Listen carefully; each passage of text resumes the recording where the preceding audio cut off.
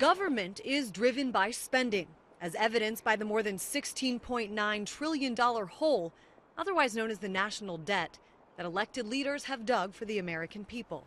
From the president to members of Congress, everyone rails against the debt and the need for fiscal restraint. To live up to the words of that Declaration of Independence and secure liberty and opportunity for our own children and for future generations. That should be our priorities, not simply continuing business as usual in Washington.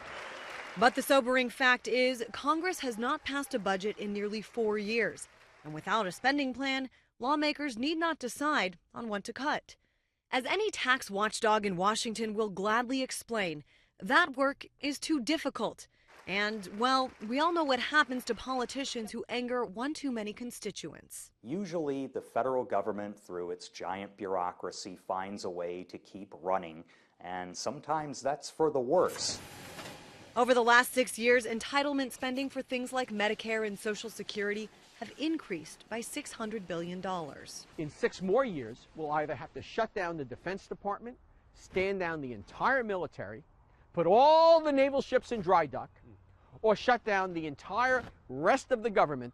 According to a recent poll by Rasmussen, 53% of Americans would favor a partial government shutdown if it would lead to spending cuts. Yes, more than a majority of Americans now think it takes drastic measures to get lawmakers to fulfill promises. There's no one in Congress today who has an eye on, like, my 10-month-old and her future.